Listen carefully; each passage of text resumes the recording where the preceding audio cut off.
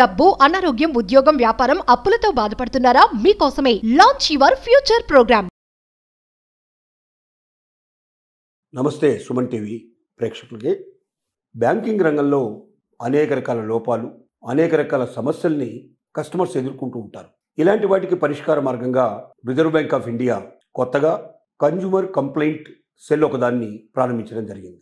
RBI పోర్టల్లోకి వెళితే మనకు కన్జ్యూమర్ కంప్లైంట్ ఈ పోర్టల్ కనపడుతుంది.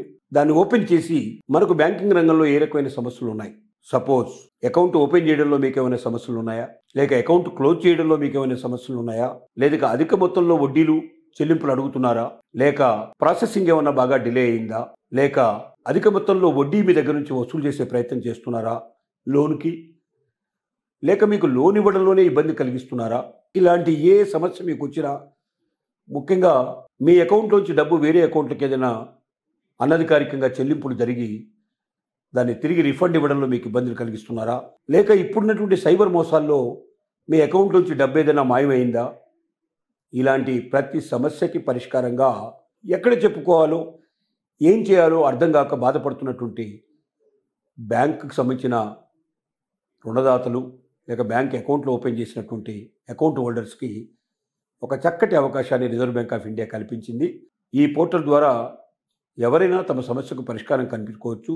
మీరు ఆ పోర్టల్ ఓపెన్ చేయగానే దాంట్లో వివరాలు అడుగుతుంది.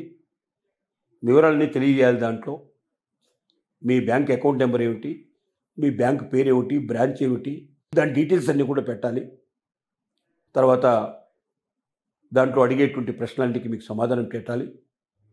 ఆ కంప్లైంట్ అన్నిటికీ మీ ఆధారాలు కూడా, మీరు ఏమైనా కంప్లైంట్ చేసినప్పుడు వాళ్ళ నుంచి వచ్చిన సమాధానాలు, అలాంటి విషయాలు ఉన్నాయో వాటన్నిటిని పొందుపరుస్తూ మీరు రిజర్వ్ బ్యాంక్ ఆఫ్ ఇండియాకి ఇది పంపించినట్టయితే నిర్ణీత గడువులో ఆ బ్యాంక్ ఏదైతే, ఏ బ్యాంక్ అయితే వల్ల మీకు అన్యాయం జరిగిందో ఆ బ్యాంకుకు వాళ్ళు సమాచారాన్ని అందిస్తారు. ఆ సమాచారాన్ని చూసుకొని 20 రోజుల్లో వాళ్ళు స్పందించాల్సిన అవసరం ఉంది.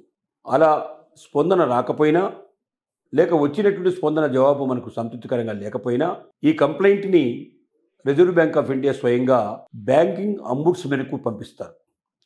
అంబుడ్స్మన్ అనేవి ఎప్పటి నుంచో పనిచేస్తున్నాయి, చాలా ఏళ్ల తరపటి నుంచి ఉన్నాయి ఇవి. బ్యాంకింగ్ అంబుడ్స్మన్ ఇప్పుడు కూడా ఉంది.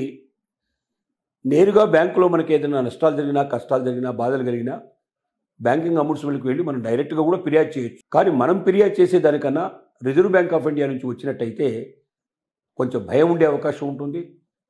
వెంటనే దాని మీద చర్య తీసుకునే అవకాశం ఉంటుంది. సత్ఫలితాలు ఎక్కువగా వచ్చే అవకాశాలు ఉంటాయి. కాబట్టి మరి reserve bank of India portal నుంచి వెళ్ళినటువంటి బ్యాంకింగ్ అంబుడ్స్మన్కి వెళ్ళినటువంటి మన కంప్లైంట్ 30 రోజుల లోపల పరిష్కారం చేయాల్సి ఉంటుంది. ఒకవేళ 30 రోజుల లోపల పరిష్కారం చేయకపోయినట్టయితే మనం అప్పిలేట్ అథారిటీకి వెళ్ళడానికి అవకాశం ఉంది. మనం ఆ అప్పిలేట్ అథారిటీలో కూడా మనకు న్యాయం జరగలేదనుకున్నట్టయితే కన్జ్యూమర్ కోర్టు కానీ, లేక ఇతర కోర్టులకు కానీ మనం వెళ్ళి మనం కంప్లైంట్ ఫైల్ చేయొచ్చు. తద్వారా యాక్షన్ తీసుకునే అవకాశాలు ఉన్నాయి. అంటే ఒక రకంగా సులువైన పరిష్కార మార్గానికి రిజర్వ్ బ్యాంక్ ఆఫ్ ఇండియా దోహదం చేసే ప్రయత్నం చేస్తుంది. ఇది బ్యాంకింగ్ ఫైనాన్స్కే కాకుండా నాన్ బ్యాంకింగ్ ఫైనాన్స్ కంపెనీలు కూడా ఉన్నాయి. వాటిలో కూడా ఎవరైనా లోన్లు తీసుకున్నా, ఎక్కువ వడ్డీల కోసం మీకు ప్రయత్నం చేసినా, మిమ్మల్ని శారీరకంగాని మానసికంగాని బాధించడానికి ప్రయత్నం చేసినా, మీరు మీద ఇంకా ఏ రకమైన యాక్షన్ తీసుకోవడానికి ప్రయత్నం చేసినా, అలాంటి వాటి మీద కూడా ఫిర్యాదు ఇవ్వడానికి ఈ బ్యాంకింగ్ సంబంధించినటువంటి కన్జ్యూమర్ కంప్లైంట్ పోర్టల్ ఉపయోగపడుతుంది. దానివల్ల ఆర్థిక లావాదేవీల్లో వచ్చేటువంటి నష్టాల్ని, కష్టాల్ని, బాధల్ని ఎవరికి చెప్పుకోవాలో తెలియకుండా ఏకాగ్గా మిగిలిపోయినట్టు మరి కంప్లైంట్ దారులు ఎవరుతున్నారో, ఖాతాదారులు ఎవరైతే ఉన్నారో వీరందరికీ మేలు చేసే విధంగా రిజర్వ్ బ్యాంక్ ఆఫ్ ఇండియా తీసుకున్న నిర్ణయం చాలా హర్షం, ఆమోదయోగ్యమైన విషయం. తద్వారా లక్షల మందికి, కోట్ల మందికి మేలు జరిగే అవకాశం ఉంటుంది.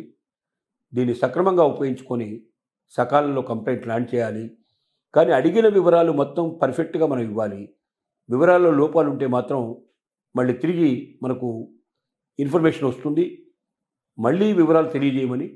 తద్వారా ఏమవుతుందంటే లేట్ అవుతుంది.